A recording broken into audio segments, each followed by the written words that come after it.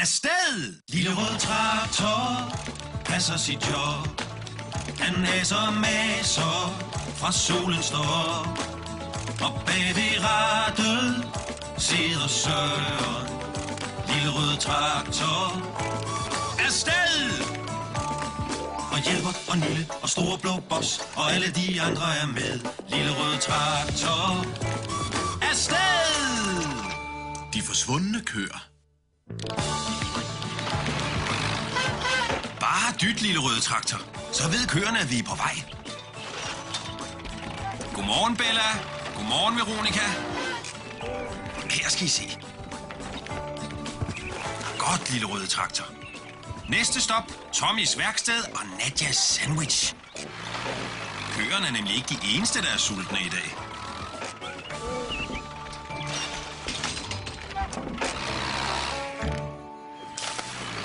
Hej Søren. Diesel? Nej tak, Nadja. Det er mig, der trænger til brændstof.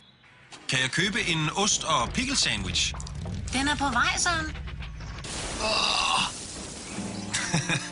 Det lyder som om Tommy han er ved at ordne den gamle bil igen. De er ubrugelige. Hej Tommy. Har du problemer med motoren? Ja, hej Søren. Ja, en lille smule. Hver gang jeg starter, så lyder der et enormt brag. Jamen, jeg fatter det ikke. Prøv jeg.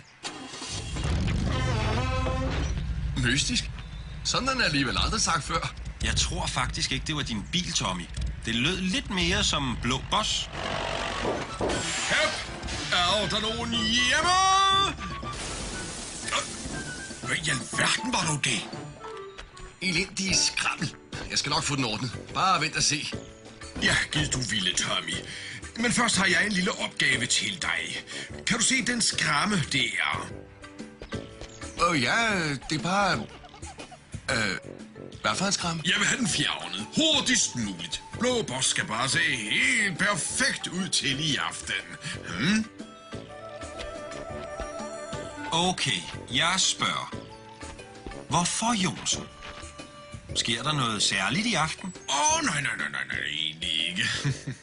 Der kommer bare nogle folk fra Pladerbladet, der skal skrive en artikel om mig og min gård. Pladerbladet? Men det er jo fantastisk. De skriver om alle de kendte. Ja. Her i sidste uge, der havde de en lang artikel om, altså Jonsen.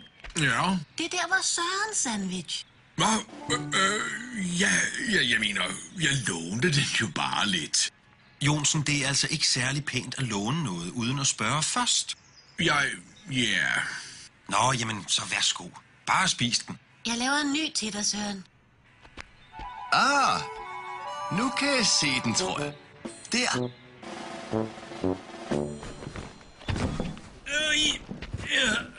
Sådan. Det var den sidste. Tak for hjælpen, Søren. Pænt af dig. Nu skal du se, Søren. Du må trænge til lidt kage, sådan som du har slidt i det. Ellers tak, Else. Jeg er stop midt. Jeg har nemlig lige spist en sandwich. Kom nu bare, Søren. En stor, stærk fyr som dig skal have noget at stå imod med. Nå, men, så tak. Har I hørt det om Jonsen?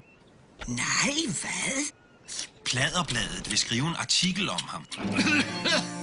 Hvad for noget? Det er rigtigt. De kommer og tager billeder af ham og hans gård.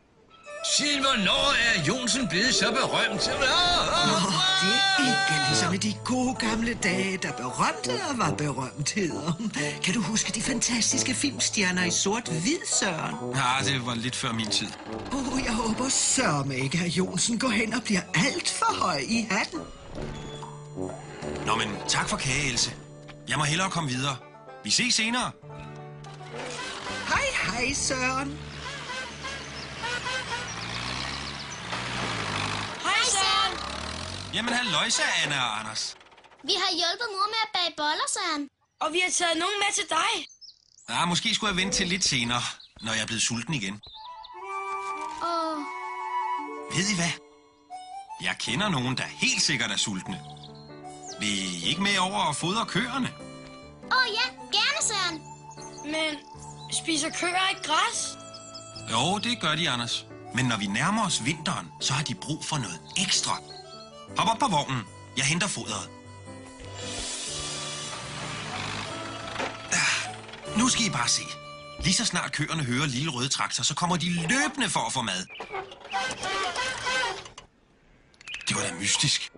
De plejer at komme lige med det samme. Vent lidt, Lille Røde Traktor. Nej! Lågen er åben. De er nok stukket af.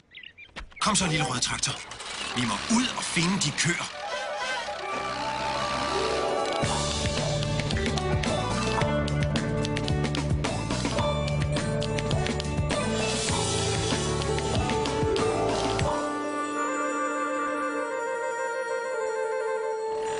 Jeg kan ikke se skyggen af dem.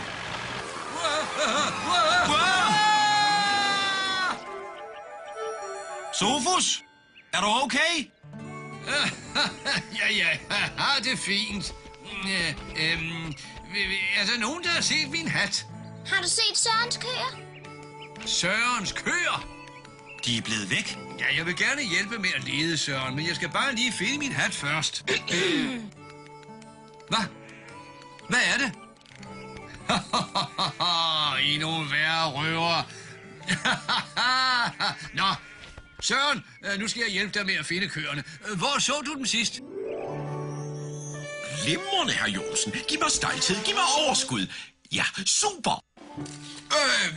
Ja, så mangler vi bare et par billeder fra mejeriet. Mejeriet? Ja, her på gården producerer vi vores egen ost. Jonsenbo hedder den. Det er et helt nyt mærke. Denne vej.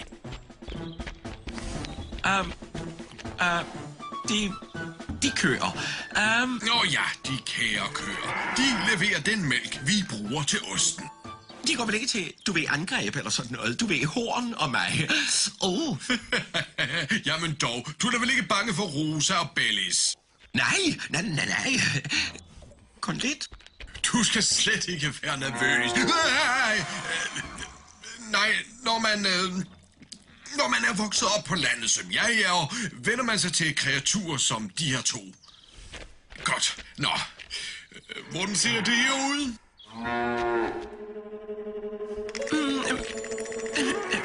Herr Jonsen, er du sikker på, at de er ufarlige? Lad os prøve at lede ude på Jonsens eng. Hvad i alverden? Se, hvad de har gjort ved mit udstyr. Jeg er meget ked af det. Jeg forstår ikke, hvad der gik af dem. Skipper, her er en fotograf. Nej, kom nu tilbage. Bella, Veronica, hvad i alverden laver I her? Måske vil du tage et par billeder af stuehuset nu. Nej, jeg vil ej. Jeg går, herr Jonsen, og jeg kan love dig, at hverken billedet af dig og din ildelugtende gård, eller dine ildelugtende dyr vil blive vist i Pladderbladet. Ikke efter... Men Skipper,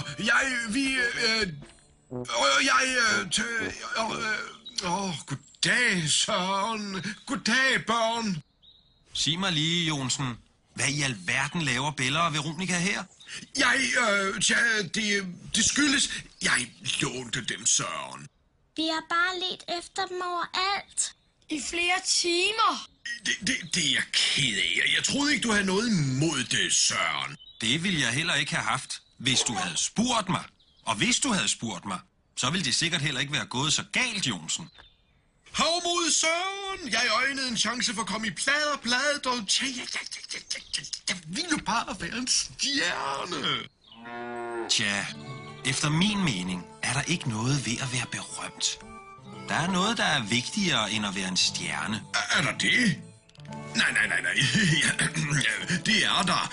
Du har selvfølgelig ret, Søren. Og skal jeg hjælpe jer med at få køerne tilbage på engen?